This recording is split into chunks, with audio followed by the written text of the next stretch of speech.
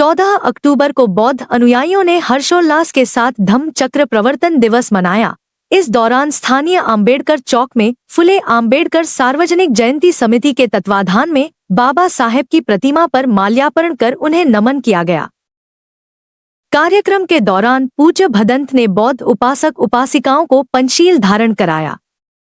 आपको बता दें कि आज ही के दिन वर्ष 1956 को बाबा साहब आम्बेडकर ने अपने 5 लाख से अधिक अनुयायियों के साथ नागपुर की दीक्षा भूमि में बौद्ध धर्म की दीक्षा ग्रहण की थी, जिससे इस दिन को सभी आम्बेडकर अनुयायी धम्म चक्र प्रवर्तन दिवस के रूप में मनाते हैं। इस दिन विशेष को याद करते हुए 14 अक्टूबर मंगलवार को बौद्ध अनुयायियों द्वारा जिले भर में धम्म चक्र प्रवर्तन दिवस मनाया गया, जहां विभिन्न कार्यक्रमों के आयोजन किए गए। इसी तारतम्य में फुले आम्बेडकर सार्वजनिक जयंती समारोह समिति के तत्वाधान में स्थानीय आम्बेडकर चौक में बौद्ध अनुयायियों ने एकत्रित होकर बाबा साहेब आम्बेडकर को नमन कर प्रतिमा पर माल्यार्पण किया। वहीं कैंडल जलाकर बाबा साहेब को नमन किया। बताया गया कि जाति उत्पीड़न से मुक्ति के प्रतीक रूप में धम्म चक्र प्रवर्तन दिवस मनाया जाता है, जो गौतम बुद्ध के बताए गए शांति मार्ग पर चलने की सीख देता है। बाबा साहब अम्बेडकर ने 14 अक्टूबर 1956 को नागपुर में अपने 5 लाख से अधिक अनुयायियों के साथ भंते चंद्रमणि के द्वारा बौद्ध धर्म ग्रहण किया। डॉक्टर आम्बेडकर ने अपने अनुयायियों को संबोधित करते हुए 22 प्रतिज्ञा भी दी थी।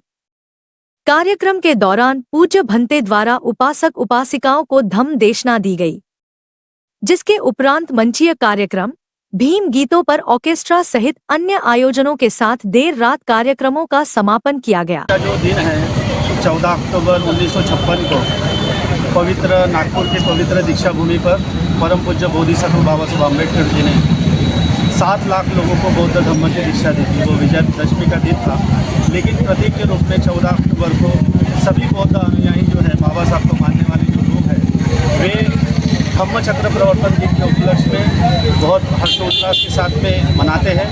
बाबा साहब ने बोला था, बाबा साहब ने कहा था, मैं गुलामी से मुक्त हो चुका हूँ और आज मेरा नया जन्म हो रहा है। और ऐसा बोलते बराबर बाबा साहब रो पड़े।